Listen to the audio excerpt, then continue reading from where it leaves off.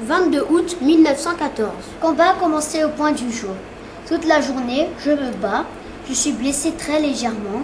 Une première fois, une balle traverse mon sac, placé devant moi, me blesse à la main, perce mon manteau et m'érafle la poitrine.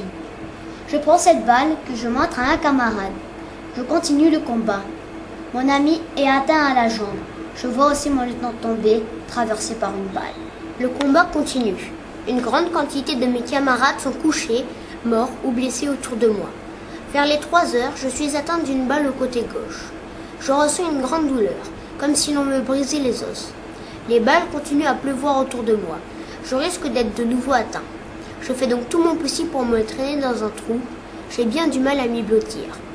Le combat est terminé. Tous mes camarades ont battu en retraite. Et nous, les blessés, nous restons abandonnés, sans soin, mourant de soif. Quelle affreuse nuit! À chaque bruit que fait un blessé, la fusillade reprend. Au beau milieu de la nuit, la mitrailleuse balaye le terrain. Les balles me passent par-dessus la tête, mais elles ne peuvent pas m'atteindre dans mon trou. La soif me torture de plus en plus. La nuit s'avance. Comme je souffre. Je pense à mes parents, surtout à ma mère, et je ne suis pas le seul, car j'entends les blessés et les mourants appeler leur maman. Enfin, la nuit s'achève. Soudain, j'entends le pas des chevaux. Je distingue 2 cavaliers allemands. Ils sont à 400 mètres. Plusieurs blessés les appellent et leur demandent à boire. Je n'ose pas bouger de mon trou. Depuis que le soleil s'est levé, une nouvelle torture s'ajoute aux autres. Les mouches, attirées par l'odeur du sang, s'acharnent sur moi. Vers 2 heures de l'après-midi, j'entends un bruit près de moi. Je vois un homme qui se traîne. Je veux lever la tête, mais je suis trop faible. C'est un blessé qui se traîne pour chercher à boire dans le bidon des morts, car il meurt de soif. Je le reconnais, c'est un ami de la 11e compagnie. Je suis bien content d'avoir un compagnon depuis si longtemps que je suis seul.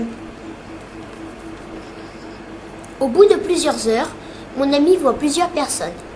Il les appelle de toutes ses forces. Ce sont des jeunes filles de la Croix-Rouge et 2 infirmières emportent mon camarade. Les jeunes filles veulent ensuite me porter, mais les coups de fusil éclatent, car les Allemands ne veulent pas que les infirmières me ramassent. Comme j'ai peur qu'elles soient blessées, je les prie de m'abandonner, mais elles ne veulent pas. Elles réussiront à m'emporter plusieurs minutes après. On me met dans une salle où les bonnes sœurs s'occupent des blessés. Comme je souffre, on me fait une piqûre de morphine. Je passe une bien mauvaise nuit. Le canon qui ne cesse de gronder et les obus qui éclatent tout près me font bien souffrir. Dans la nuit du 25, à midi, un obus vient tomber dans la salle et fait un affreux massacre. La sœur supérieure est touchée en pleine poitrine. Des infirmières sont tuées, net. On place les blessés qui peuvent marcher dans la cave, mais les autres, dont je fais partie, restent là. Les obus continuent de tomber. Tous mes camarades souffrent beaucoup. La fumée nous asphyxie. Et puis on apprend que tout le bâtiment a pris feu et c'est un véritable sauve-qui-peut. Je reste abandonné. Cela dure des longues minutes. Je rentre pour me sauver, mais la douleur est si grande. Enfin, plusieurs hommes et soldats arrivent. On me sort du feu, mais c'est tout le village qui est en flammes.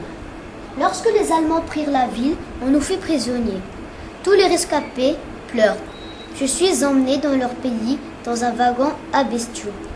Le soldat Renaud passa 4 ans en captivité et survécut à la guerre.